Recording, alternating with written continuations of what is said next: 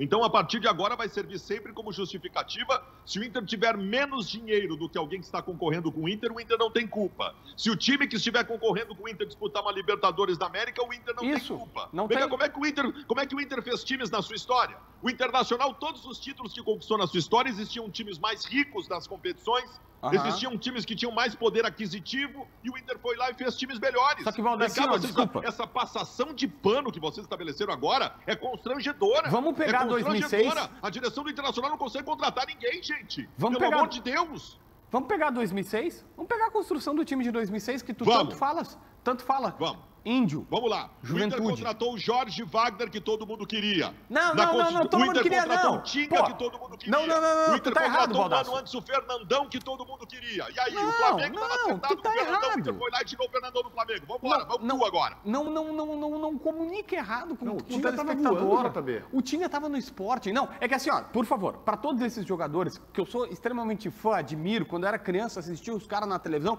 tudo beleza, tudo certo. Vocês são monstros, não, a crítica não é a vocês, tá? Mas assim, ó, o Fernandão que tinha concorrência com o Flamengo, o Fernando Carvalho habilmente foi lá, levou uma mala de grande, disse, ó, tá aqui, tu é meu, não sei o que e tal, e aqui eu vou te pagar em dia, o meu projeto é bom, e o Flamengo... Então acabou a nossa discussão. Tá, isso que tem que fazer.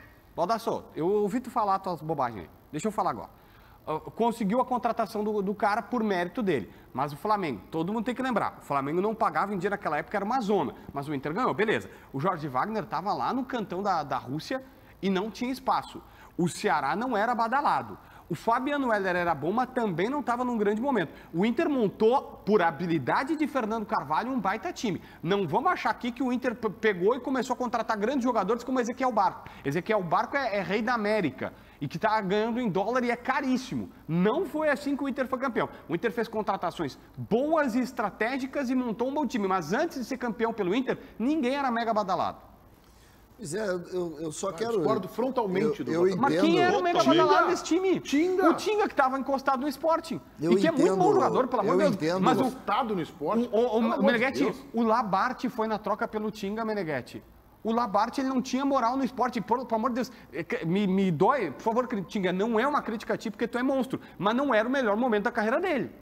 É isso que eu quero dizer. Mas o Barco tá no melhor momento da carreira? Não, mas é que o Barco tá, é por isso que tá badalado. saindo. Porque senão os americanos não iam liberar o jogador, Tudo bem, Meneghetti. E o Tinga tinha um componente, que é aí o que o César falou, que é morar na cidade, que era Colorado. Aí tu tem uma outra situação. Mas desculpa, se o Borussia Dortmund, que levou o Tinga na época, depois, alguns anos depois, para a Alemanha, se o Borussia Dortmund tivesse aparecido naquele momento que ele estava no esporte, ele ia para lá. Ou seja, o Inter ganhou também porque não tinha uma concorrência desse tamanho. Sabe qual é o fio que divide a tua tese da minha? Tem um fio no meio, um limitador. Competência. E eu até acho injusto que tu pegue como exemplo o maior dirigente da história do Internacional, Fernando Carvalho, e a gente está fazendo aqui uma leitura da capacidade do Brax e do Papaléu com o maior dirigente da história do clube. Eu acho que não dá nem para arrancar isso aí, entendeu? Ele fez um time, pegou jogadores, alguns que estavam no ostracismo, outros que não estavam no melhor momento da carreira, e fez um timaço, gente. É isso que a gente está dizendo, que essa direção tem que ter competência. Tá, mas assim, ó, vou te dizer, contratar o Brian Rodrigues dentro da possibilidade do Internacional hoje é uma competência. Tá bem, então, mas então contrata o Brian Rodrigues.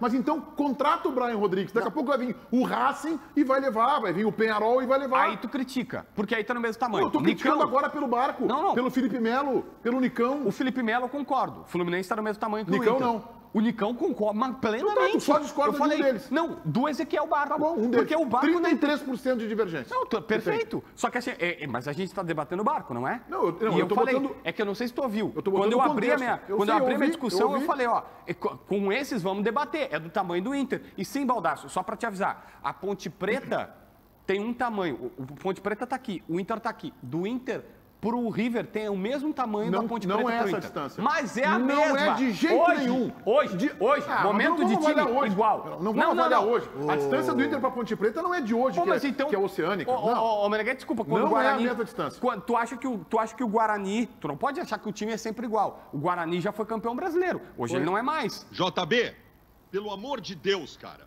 Em 2006, o São Paulo era o maior clube do Brasil. O São Paulo tinha uma diferença em relação ao Internacional que ainda se estruturava. E o Inter mostrou competência, formação de time diferenciado e ganhou do São Paulo. Contra o Barcelona é a mesma coisa. O que tu tá fazendo, cara, é uma agressão ao Internacional. O que tu tá agredindo a torcida do Internacional ao fazer essas tuas colocações. Tu simplesmente está alijando o Internacional de qualquer possibilidade de ter um bom time e passando um baita de um pano na direção que não consegue contratar ninguém. Não são só esses que tu citou. O Fabrício Bustos não veio também. O Tenaglia não veio também. O Rincon, venezuelano de futebol, lá não veio também. O volante do Vasco, que o Inter queria, não veio também. O Inter não consegue contratar ninguém, cara. Tá, assim, ó. O Rincon, acho que vale o pensamento, embora ele quis ficar na Itália, e às vezes os caras querem ficar na Europa. O Fabrício Bustos, esse eu não consigo criticar, porque tem uma dívida com Cuesta, e o erro da direção não é o da direção atual, nem vou falar da passada. O erro da direção atual, Alessandro Barcelos, atualmente, não é o presidente Medeiros, é o seguinte: não conseguiram contratar o Bustos, sabe por quê? Porque chegaram lá no Independiente e disseram: tu me deve $1 milhão pelo Cuesta, como é que tu quer comprar? Como é que os caras pagam R$10 milhões pelo David? Foi por como é que isso pagam? Que não veio? Foi por isso que ele não veio. Como é que eles estão comprando gente se eles não pagaram contas básicas? Ou pelo menos não acertaram com os caras? Mas só, Meneghetti, sobre essa frase, quero que de novo tu fale. Qual era o maior time do Brasil ali, 2004, 2005, 2006, Baldasso? 2004, 2005, 2006 era o São Paulo. Era o São Paulo? Era o São Paulo. O que aconteceu com um zagueiro chamado Miranda, que ia ser contratado pelo Inter, aí chegou no aeroporto ali em Congonhas? O que aconteceu? Em São Paulo levou, né? momento aqui eu disse que o Inter ganhava todas as concorrências, mas ganhava o suficiente para fazer um grande time. E quem era o dirigente daquela época? O maior de todos.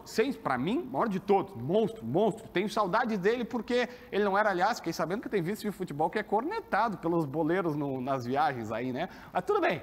Vice de futebol agora ou da época? Agora. Só para lembrar que tem 2 vice de futebol, é um deles. É, um deles. Tá, e aí, que é cornetado nas viagens. Mas assim, porque eu não entendi nada. Me disseram até nunca andou de ônibus, não tem, a expressão que eu ouvi foi essa. Nunca andou de ônibus, não tem traquejo, até para falar é ruim. Mas enfim, o fato é que o Inter perdeu o Baldasso. O Inter perdeu a contratação do Carvalho. Porque não tem como competir. Naquela época não tinha como competir com o São Paulo, agora não tem como competir com o River. Eu vou te dizer que está perdendo. Fala, César. Não, eu queria dar um passinho à frente, Meneghetti, para tentar entender. Nós projetamos aqui no início da semana um Internacional com as contratações que estavam encaminhadas. Aí a gente falou do Barco, falou também dos outros jogadores que o Inter está trazendo, que curiosamente ainda não anunciou, mas que estão aí, alguns até em Porto Alegre. Vocês conseguem ver o Inter voltando a um jogador desse porte ou fica e perde esse jogador e o Inter não consegue evoluir? Acho que o torcedor do Internacional agora deve estar pensando muito, e agora? Eu não consigo te responder, mas, por exemplo, o Internacional especulou o Fabrício Busto, né? Fabrício Busto, e não especulou mais lateral direito. Pois é, então isso que eu tô dizendo. Renovou eu não consigo responder. Heitor. O que eu quero dizer é o seguinte: por que o processo do Internacional está acontecendo? Bustos, perdão, então. Por que está acontecendo esse processo, na minha opinião? E assim, vejam como não é uma crítica institucional desse programa. Não é. Eu e o Baldasso temos uma maneira de pensar, o JB tem outra e o César está mais alinhado com o JB. Então não estamos aqui para, vamos criticar a direção do Inter. Não. Eu estou criticando, como o Baldasso, o processo de contratação do Internacional é letárgico. Se eu fosse exagerado, eu diria assim: eu tenho pena do Capa, porque o Capa vai lá, aponta e o Inter demora uma barbaridade para contratar. E sabe por que ele é letárgico? É fácil de se compreender isso. Isso, na minha opinião, está na cara. Porque as pessoas que estão contratando, de novo, não é uma crítica pessoal, gente, é o exercício da função. Não são do ramo.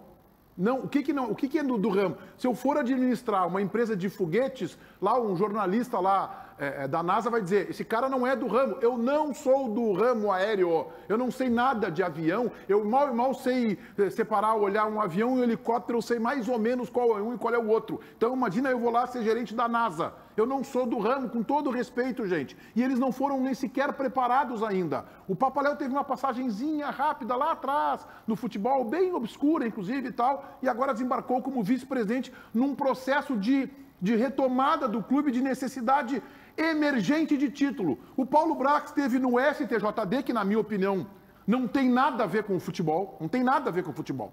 Só faz aquelas pataquadas lá, uma atrás da outra. E eu sei que quando eu digo isso, você, independente da camisa que vista, se ela é azul tricolor ou se ela é encarnada colorada vermelha, sabe do que eu estou falando. O STJD, na minha opinião, presta um desserviço ao futebol brasileiro. E não é de agora, é há muito tempo. Esta é a referência dele. Depois ele vai para a Federação Mineira. Gente, não é crítica pessoal, é só a minha opinião. Vai para a Federação Mineira trabalhar durante uns 2, 3 anos na organização de torneios. Beleza? O que tem a ver isso com o cargo que ele ocupa hoje? Nada. Depois ele vai para o América Mineiro. Você sabe quantos técnicos o Brax contratou ou demitiu? 2, 3 no máximo. O Internacional, além dos que perdeu, por exemplo, o Paulo Souza. Porque o processo é letárgico, é lento entre o Inter e ir atrás, descobrir, começar a negociação, demora muito tempo. Vem alguém, perdeu para o Flamengo. Claro, demorou 20, 25 dias, foi lá um outro clube pegou.